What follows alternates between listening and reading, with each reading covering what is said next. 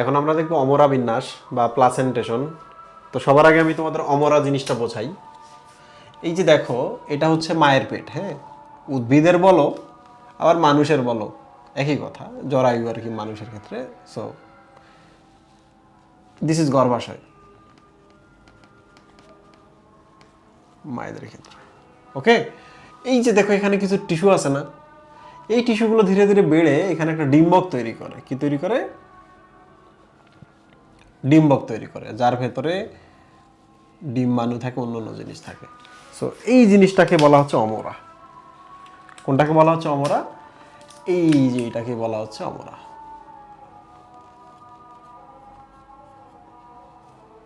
ওকে, এইটাই হচ্ছে অমরা। ও এমন একটা পর্শন যেটা মায়ের শরীরের সাথে এই নতুন ডিম্বকের যোগাযোগ মেনটেন করে। ওকে, যেমন ধরা যাক মানুষের জরায়ু, এটা হচ্ছে জরায়ু। ওকে, এটা তুমি, এটা তুমি, এই যে তোমার এটা আম্বিলিকাল কর্ড বা নাড়ি, এই যে এখানে একটা পর্শন থাকে, এই যে এই জায়গায়, এইটা যেটাকে আমরা গর্ভের ফুল বলি। বাচ্চা জন্ম দেওয়ার পর কিন্তু এটা মায়ের এই পাশে বের হয়ে যায়। এই জিনিসটার নাম হচ্ছে অমরা। তাহলে এটা অমরা, এটা অমরা। চমৎকার বিষয় না? চমৎকার মিল না? আচ্ছা, তাহলে আমরা বলতে পারি অমরা হচ্ছে এমন একটা জিনিস, কিছু টিস্যু, যে টিস্যুটা থেকে ডিম্বকটা তৈরি হলো। তাহলে বলো অমরা কোথায় আছে? উদ্ভিদের মূলে, কাণ্ডে, ফুলে, এবং ফুলে গর্ভাশয়ের ভেতরে কিনা? ইয়েস, গর্ভাশয়ের ভেতরে যে জায়গাটুকু থেকে বা যে টিস্যু থেকে ডিম্বক তৈরি হয় তাকে অমরা বলে।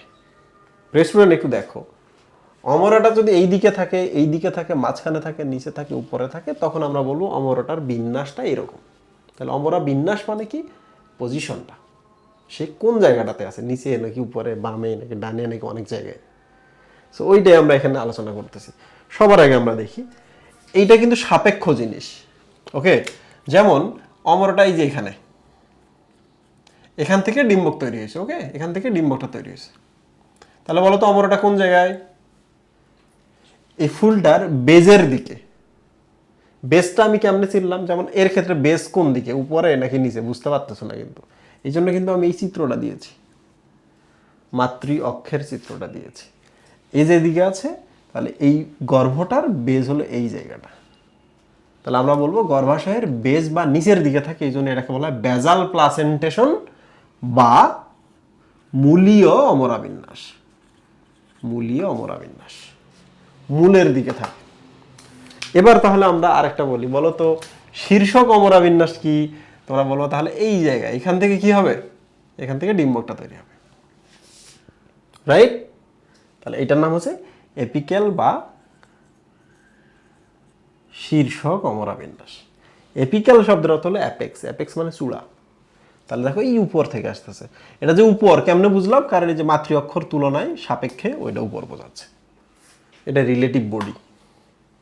এবার চলে আসি এরপরে এটাতে। এইটাতে কিন্তু উপর নিচ ডান বাম আমরা কিচ্ছু কাউন্ট করতেছি না, আমরা শুধু দেখব যে কোনো এক মার্জিন থেকে হয়তো আসছে। এই যে এখান থেকে, এখান থেকে কি তৈরি হবে? ডিম্বক।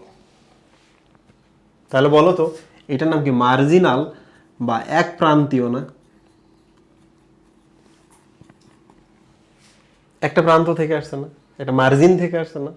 খাতায় যদি আমরা দাগ কাটি, এইটা মার্জিন কিনা? মার্জিন মানে এক প্রান্ত। প্রিয় স্টুডেন্ট, ওই জন্য এটাকে বলা হচ্ছে মার্জিনাল বা এক প্রান্তীয় অমরা বিন্যাস। এখানে অমরা বা প্লাসেন্টা এক প্রান্তে আছে, ঠিক আছে? এবার চলছে এক্সাইল এবং ফ্রি সেন্ট্রাল।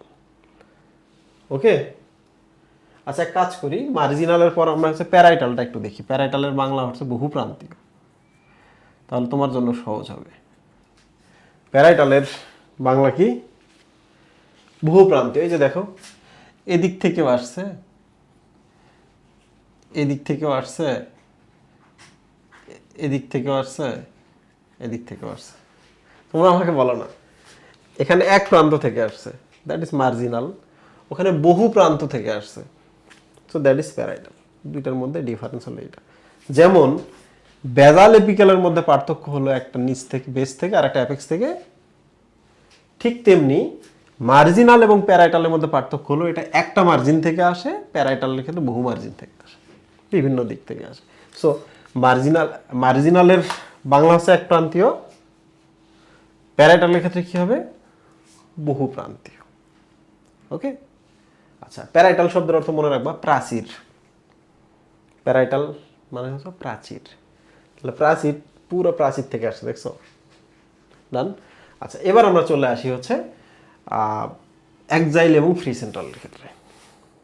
এক্সাইল এবং ফ্রি সেন্ট্রাল, দেখো এক্সাইল শব্দের অর্থ হচ্ছে এক্সিস বা অক্ষ, তাই না, অক্ষীয়। এই যে দেখো মাঝখানে একটা অক্ষ আছে, ওকে, গর্ভাশয়ের ভেতরে একটা দণ্ডাকার একটা অক্ষ আছে, ওইটা থেকে উৎপন্ন হয়েছে। এই যে দেখো এইটা অমরা, এই যে অমরা, এই যে উৎপন্ন হচ্ছে এটা অমরা, এই যে উৎপন্ন হচ্ছে এটা অমরা, এই যে ডিম্বক অমরা, এই যে ডিম্বক অমরা, এই যে ডিম্বক। তাহলে অমরাগুলো কোথা থেকে উৎপন্ন হচ্ছে, অক্ষ থেকে, কেন্দ্র যে অক্ষটা আছে সেই অক্ষ থেকে, ঠিক আছে। তাহলে এটার নাম হচ্ছে অক্ষীয় অমরা বিন্যাস।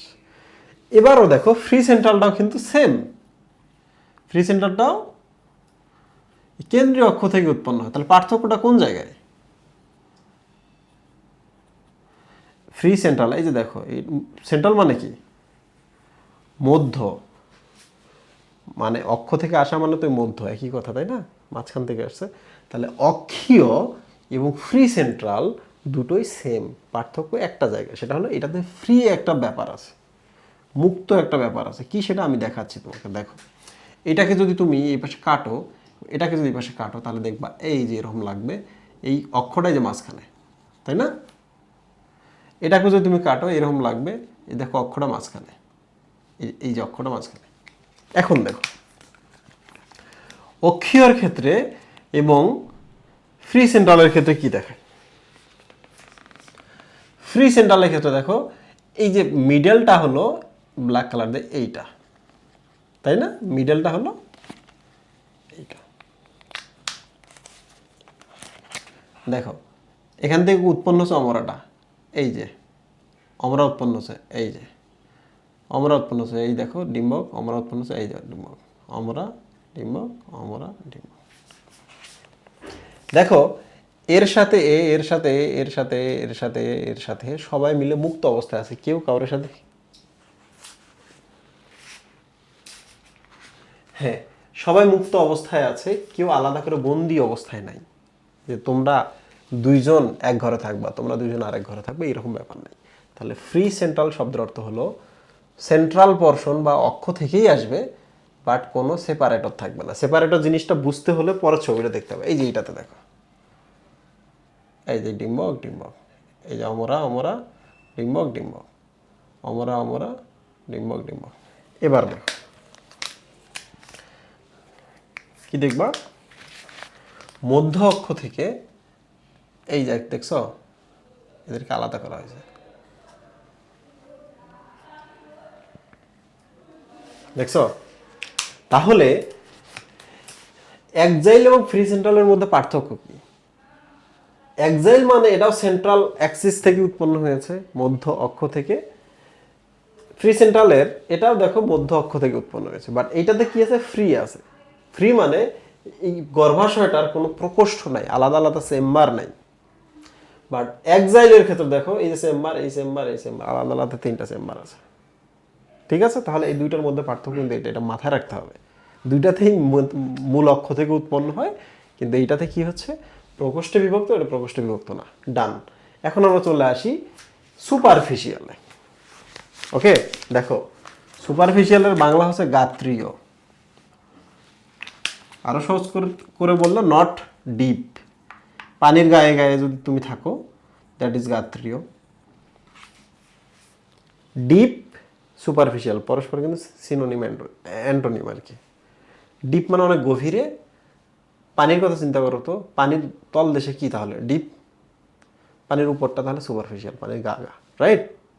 আমি যদি বলো তো আমার টি শার্টটা এবং আমার যে হার্ট আছে কোনটা ডিপে আছে আর কোনটা সুপারফিশিয়ালি আছে, টি শার্টটা ডিপে নাই, ভেতরে নেই, বাইরে আছে, সুপারফিশিয়ালি আছে। আর হার্ট সুপারফিশিয়ালি বা বাইরে নাই, ভেতরে আছে বা ডিপে আছে, রাইট, লাইক দ্যাট। সো সুপারফিশিয়ালের ক্ষেত্রে হয় কি, যেটা মধ্য অক্ষ থেকে উৎপন্ন হবে না, একবারে এখান থেকে উৎপন্ন হবে তাও না, এখান থেকে উৎপন্ন হলো তো যে প্যারাইটাল নাম নিত, তাই না? এদিক থেকে যদি উৎপন্ন হতো প্যারাইটাল নাম নিত না? আবার সেন্ট্রাল থেকে যদি নিত, মধ্য অক্ষ থেকে যদি নিত, তাহলে কি হতো? এক্সাইল কিংবা মুক্ত মধ্য যে কোনো একটা নাম হতো, রাইট? কিন্তু এরা করে কি, প্রকোষ্ঠ প্রকোষ্ঠ প্রকোষ্ঠ প্রকোষ্ঠ করে দিলাম আমি। এরা করে কি, এই যে প্রস্থ প্রাচীরতে তৈরি হচ্ছে, দেখছো? এই দেখো প্রস্থ প্রাচীর থেকে, মানে এটা কেন্দ্র, এটা পরিধি, তাহলে এগুলো হচ্ছে প্রস্থ আর কি ব্যাসার্ধ। ব্যাসার্ধ থেকে উৎপন্ন হচ্ছে, যেটাকে আমরা বলি প্রস্থ প্রাচীর থেকে।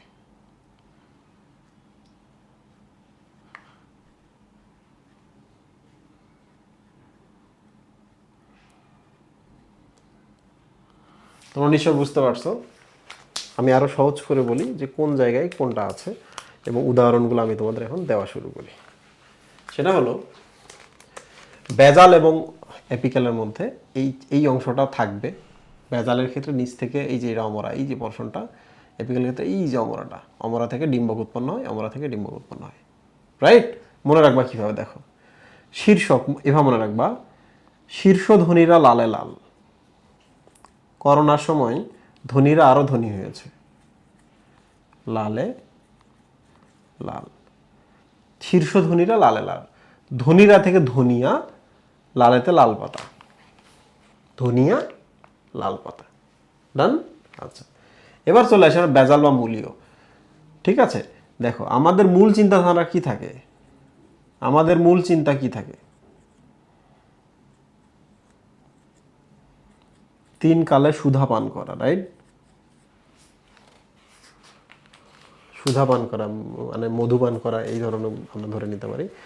তিন ধরনীতেই বা তিন কালেই, জীবিত অবস্থায়, কবরে, কবরের পরে, সব জায়গায় যেন আমরা ভালো থাকি, ব্যাপারটা এরকম, ত্রিসুধা। ওকে, তাহলে দেখো আমাদের মূল চিন্তা, মূলতে হচ্ছে মূলীয় বা ভেজাল, ত্রি থেকে হচ্ছে ত্রিধারা,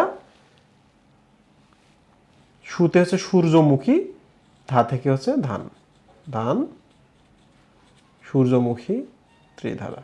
তো এবার মনে রাখবা মূল চিন্তা ত্রিসুধা পান, ডান। এবার আমরা চলে আসি এক প্রান্তীয় বা মার্জিনাল, এই যে এক প্রান্ত থেকে আসছে মার্জিনাল, এইভাবে আমি মনে রাখি মর্জিনা মাসি, মর্জিনা মাসি, মর্জিনা থেকে মার্জিনাল, মা থেকে হচ্ছে মটর, সি থেকে হচ্ছে সিম, মর্জিনা মাসি, মর্জিনা মাসি। এবার চলে আসে এক্সাইল, এক্সাইল মানে হচ্ছে এক্স, এক্স, এক্স কে আমরা কি দিব বলতো? এক্স মানে আগে প্রেম করতে, এখন ঘরে বউ হয়েছে, তাহলে তাকে গোলাপ দেওয়া যাবে না, জবা দিতে হবে। গোলাপ নিয়ে আসলে কিন্তু বিপদ আছে।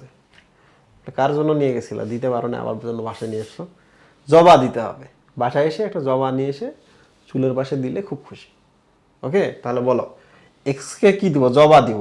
আর কি দিব? এক্স মানে কি, ঘরের বউয়ের কথা বলতেছি, এখন বউ হয়ে গেছে, এক্স গার্লফ্রেন্ড।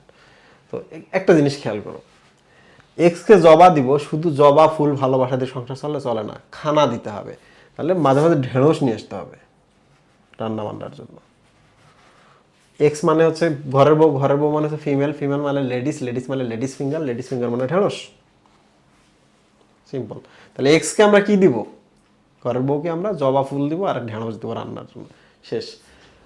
ঠিক আছে, মুক্ত মধ্য, এটা আমি এভাবে মনে রাখি, তুত নুনিয়া শাক। কিভাবে মনে রাখি? দেখো এখানেও ত, এখানেও ত, দুইজন ফ্রি, দুইজন ফ্রি। ও বলতেছে আমি রস্যও নিব, ও বলতে আমি নিব না, ফ্রি। ন ন, দুইটা দ্বন্দ্ব ন আছে, ও বলতেছে আমি রস্য উ নিব, ও বললো আমি রস্য ই নিব, নিচে দুইজন ফ্রিলি নিজেদেরকে ডেকোরেট করতে পারছে। সো এটা মনে রাখবা, ফ্রি সেন্ট্রাল কথাটা যখনই আসবে, মুক্ত মধ্য, দেখো ম ম, ত ত, ন ন, তাহলে মুক্ত মধ্য, ম ম ত ত ন ন, চমৎকার না? এই জিনিসটা মাথায় রাখবো। আবার প্রায় প্যারাইটালে চলে আসি, হেয়ার ইজ প্যারাইটাল, বহু প্রান্তীয়। দেখো বহু প্রান্তীয় কথাটা আসলে আমার একটা জিনিস মনে পড়ে, সেটা হলো বহু খাবারে, ওটা ভাত মাংস যাই বলো না কেন, সব জায়গায় শশা ব্যবহার করা হয়।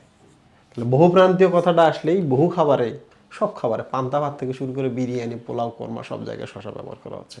রূপচর্চা থেকে শুরু করে এখন মনে হয় যাই হোক, শশা, শশা আসলে কি আরেকটা নাম আসে, শশা আসলে সবসময় কিসের নাম আসে? লাউ, কুমড়া ইত্যাদি ইত্যাদি নাম আসে। ঠিক আছে, ভ্যারাইটাল, বহু বহু খাবার এগুলো আছে, রাইট। আচ্ছা, লাস্টেরটা গাত্রীয়। গাত্রীয় মানে কি? নট ডিপ, উপরে, পানির উপরে। তাহলে পানির উপরে কি থাকে বলতো? গায়ে গায়ে পদ্ম আর শাপলা ফুল, ফুল থাকে না, ফুল পাতা সব দেখবি পানির গায়ে গায়ে থাকে। তাহলে গায়ে গায়ে থাকা মানে হচ্ছে গাত্রীয় বা সুপারফিশিয়াল। এটা মনে রাখা বেশ সহজ। এটা অবস্থান, ফুল যদি সম্পর্কে হালকা ধারণাও থাকে তুমি মনে রাখতে পারো। প্রিয় স্টুডেন্ট, এই ছিল আমাদের অমরাবিন্যাস। অমরাবিন্যাসের প্রশ্ন আসে, খুব ইম্পর্টেন্ট। অমরাবিন্যাসের চিত্রগুলো বোঝার চেষ্টা করবা, দেন তুমি হচ্ছে উদাহরণগুলো মনে রাখবা, দেখবা পরীক্ষা হলে তোমার কোনো প্রবলেম হবে না ইনশাল্লাহ। আল্লাহ হাফিজ।